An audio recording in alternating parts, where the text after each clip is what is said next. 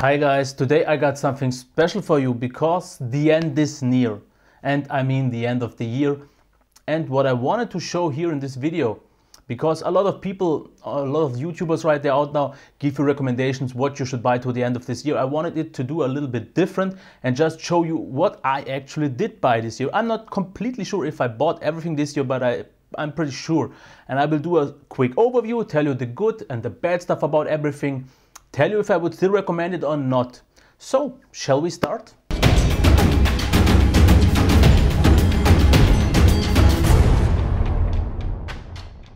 Okay, let's start with the first thing here, and since I'm doing mostly like phones and tablets, let's just start with one, and that would be the OnePlus. As you can see here, I'm recording this with my Logitech C920. I'm not really sure how good the quality is because it does tend to oversaturate a bit, but it should be still okay. So here we have it.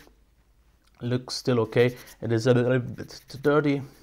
Don't mind that. It is quite easy to clean. It still looks nice. It still looks great. Just a little overview. It is a little bit on the bigger side. Feels very premium, performance is top notch, nothing to complain here.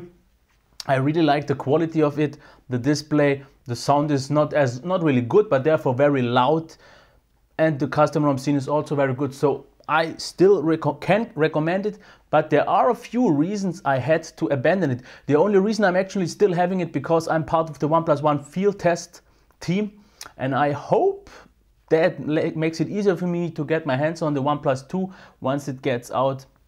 But one of the reasons I had to abandon it, I'm not the biggest fan of the yellow banding. Mine has it still, and it was a bit too cumbersome to return it. I didn't want to do that. One issue is also I have with all Snapdragon 801 processors, I had the issue with my cell signal, with my mobile data. It always kept on going down and I had to refresh it every time. That was super annoying, and it's not a OnePlus issue, but for one reason, the only phone I actually didn't have this issue is the Sony Xperia Z3, and that is the main reason why I abandoned it, because this is my daily driver. As you can see here, it still looks amazing, it feels amazing, and there's not really a lot I could complain about this phone. The display is very good. It is not as good as on the OnePlus without the yellow banding, but it's still a nice, very bright display. The sound is amazing. The performance is top notch. Absolutely. The build quality is outstanding. I can't say anything bad about that. Software is also very great. And the killer feature here is the battery life. I can easily last 2 days with that. Absolutely no problem. So the OnePlus One still gets my recommendation just for the price and so on, and you shouldn't have any problems. I think that's a carrier issue of mine here in this region, but my highest recommendations definitely get to the to the Sony Xperia Z3, because this is not just the best phone in my opinion this year, it is the first device ever, Android device, that impressed me. Not saying that the others never impressed me, but that one impressed me and special. The next thing I have here is the official Sony Xperia Charging Dock. And one thing you can also see, I have this so I can stick it on my nightstand, because this thing weighs like nothing. It is so lightweight and you can't really use it because it's sticking away. But what it does, and this it does really great, if you don't want to open the flap on the Z3 to charge it, which was annoying for me, you just use the dock. You hear the click and it starts to charge, and the good thing here is it charges as fast as with the cable, and that is pretty much also wireless in my opinion. This is better than Qi, at least for me personally, and I can recommend this. It works with a few other Xperia phones, but yeah, definitely almost must buy if you have the Xperia Z3. So the next thing I would like to talk about would be, just real quick, the Sony SBH20. It is a Bluetooth headset. This is only the adapter you get the earpiece with and the charging cable, so on. But as you can see, it is super small, super tiny. Has all the controls. They work quite nice. I would wish for the buttons to be a bit more pronounced, because you don't always feel them that well. Therefore, the volume rocker is great, and the clip is very strong, and it's also movable. So in overall, the sound quality is good. The battery is fine for about, I would say, 6 hours. Therefore it charges quick in about 1 hour, so that's definitely a big plus. and I still can recommend it. It's nice. The next thing in line would be the Anker tablet stand. Just real quick, you have a lot of angles here possible to lay it flat, and it is out of aluminum. We have this slightly rubbery plastic here, so it will work nice and it shouldn't scratch or damage your phone. So far it didn't. Just so you can quickly see it, works fine with any tablet in any perspective. Absolutely satisfied with that. Costs around 10 bucks and is absolutely worth the money, and that's the one stand I would go for. I have one more, as you can see here, the Amazon Basic one.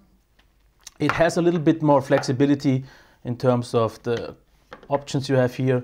As you can see, way more options, but therefore it is a little bit more flimsy. It covers weather though, because it has this foam here.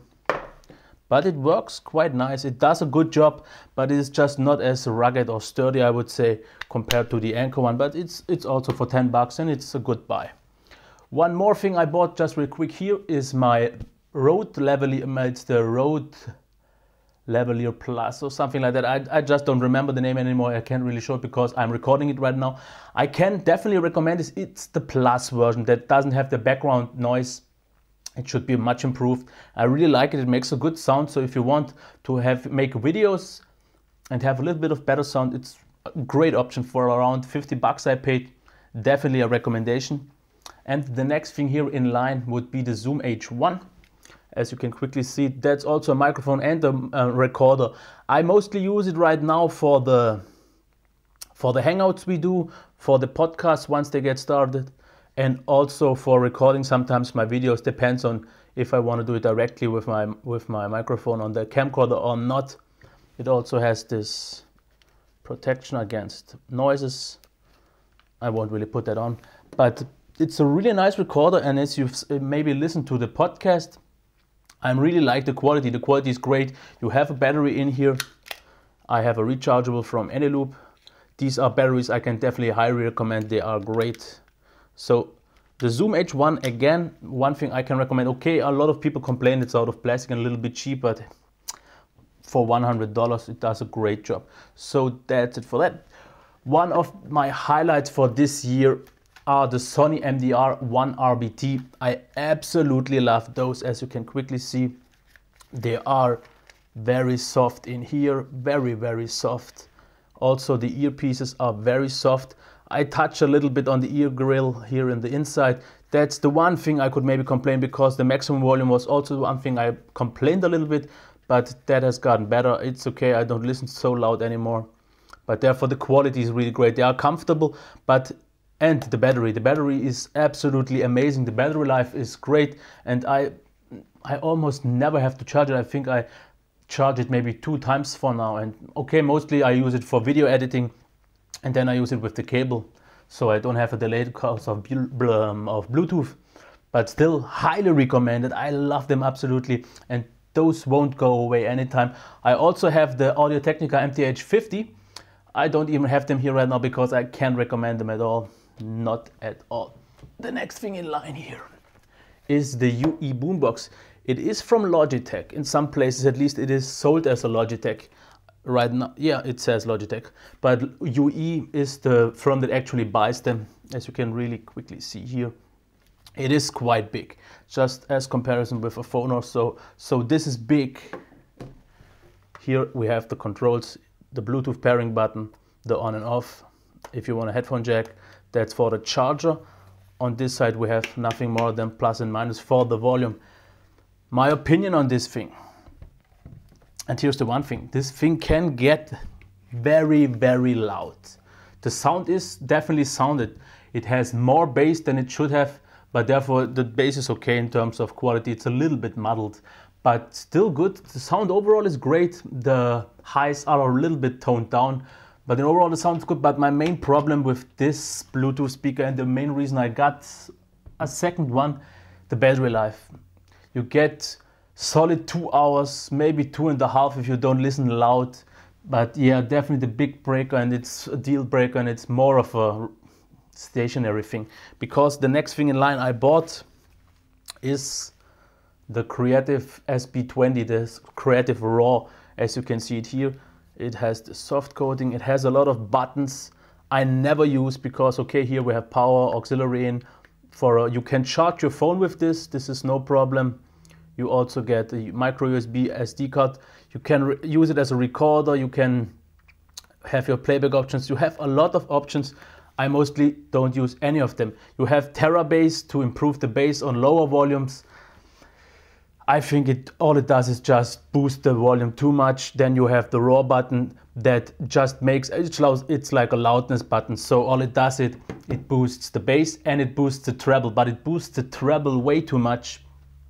And therefore I would recommend not to use any of those options. If you need a really loud, then yes, because in terms of loudness, it's, I would say, maybe 70% at best of the UE Boombox. But in overall the sound is good. What I don't like so much, it sounds a little bit flat.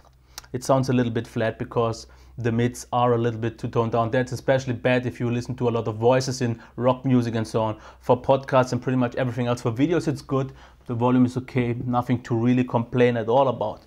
So that's pretty much it. The next thing I bought just recently, and is one thing I can definitely recommend, is the Lavolta Notebook Stand. You can put your tablet on here or your laptop, and then you have, as you can maybe see here, I will try to put it on the camera, you have a lot of angles here.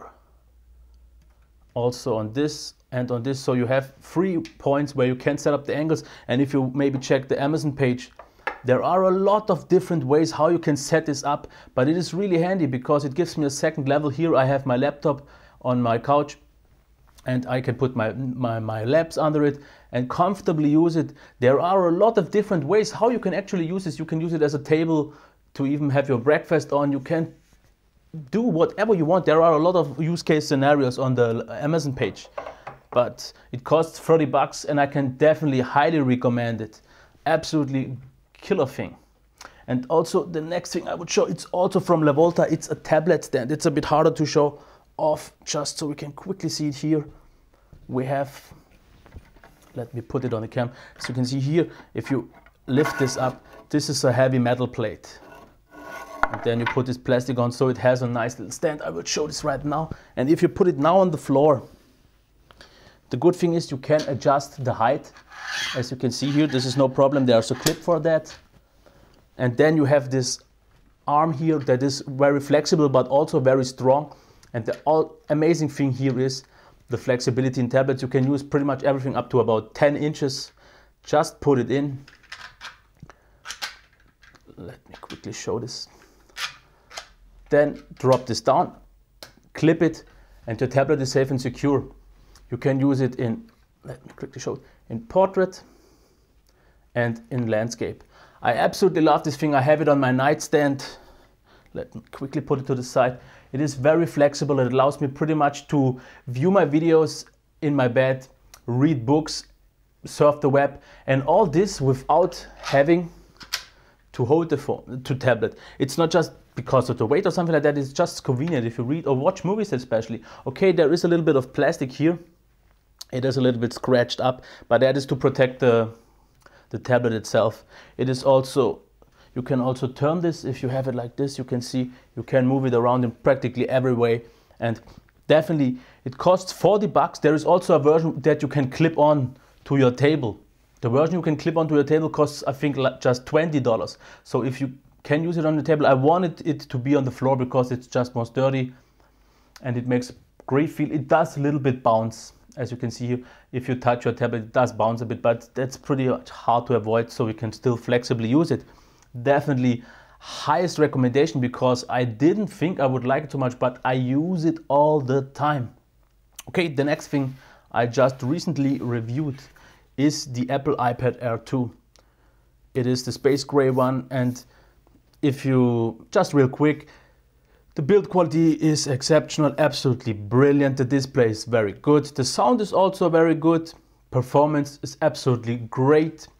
The app ecosystem is something you have to get used to. Either you like iOS or not. I personally didn't want it either, but since I had to buy a few apps to get all the things to work properly, I spent like 40 euros. but I'm completely set up now. I have all I want to do. It is possible with this tablet, and the experience is great. Can't really complain. I like it. Of course, I would like to beat Android, but Android didn't deliver me the experience I wanted to. So did I cover everything? Let me quick check. Yes, of course, the Logitech C920. I use it for the Hangouts. I use it for some of my videos where I am in front. It is a definitely great camera, as you can maybe see on the quality of those videos. It has 1080p qualities. I mostly use it at 720 because I'm more flexible with the zoom there. It does, as you can see on this video, tend to oversaturate, overexpose the brightness, but I can live with that. It's okay. At least it is bright, makes really great things. So yeah, if I would have to choose the 3 most favorite things of mine this year, number 1 would be the Sony Xperia Z3. I absolutely love this thing. The best smartphone ever built. Yes, that sounds very fanboyish, but still. Number 2 would be the Sony One RBT. I use them a lot, especially for the video editing, and they are so comfortable. And if I'm doing a hangout with 3 hours and so on, these are very comfortable. So number 2, I would say. And I think number 3 would be the Apple iPad Air 2, because I lose it a lot and I don't use my projector so much anymore. I do most of the stuff right here right now. It is a really great tablet because it is giving you a great experience, especially for the browsing. I love it a lot. So yeah, that's pretty much all the things I bought. I bought a few little other things that didn't have to be shown off in the video, like I've bought some 2 multi-chargers from PowerAdd, which seems to be very good, and also one from, it was this Anker, also okay. The Anker one has Smart IQ and can adjust the power it needs to charge your phone on every single port. That's a really nice bonus, and I use it to charge all my devices for the testing series and so on. Oh, I forgot one thing, sorry. It is, oh yeah, how could I forget that? The Apple MacBook Pro 13 Retina version. I couldn't show it off since I'm recording the part with the camera, with the webcam right now. But this is definitely within the top 3 as well, because I do all my video editing on it, and it is essentially, it has the best keyboard and touchpad I've ever seen. The experience with typing and using it is absolutely brilliant. It also has, in my opinion, by far the best laptop display. The build quality is exceptional. So the only thing why I wouldn't recommend it, or at least I regret it, is I should have opted for the 15-inch version because of the quad core. I could definitely video edit a lot faster, but for portability and so on, for typing, it is the better choice, and also it is less expensive. But that's definitely also one of my highest recommendations. The Creative, just real quick, the Roar is something I can recommend. It is okay, not the best sound still. And one thing I also, my brain, one thing I also forgot is the Logitech K810. It is a Bluetooth keyboard. You can pair up to 3 devices and switch between them all the time. It is on the back out of plastic. The front is here aluminum, here it is plastic. Backlight in, I think, 6 or 7 brightness levels. And I have to admit, this is the best portable Bluetooth keyboard I've seen so far. The feedback is amazing, it looks amazing, it is small, it's portable, the battery is great. So that's the one keyboard I would recommend. I'm not sure if I bought this year, but still. So that's it for this video. I covered a lot. I think I was too long already. I hope you liked it. And if you like videos like those, please. It doesn't cost you anything, but I really appreciate every like, every reshare, every comment, because I don't get a lot of comments recently. I would like more. So I hope you had fun. I had. Until next time, bye. I'll be back.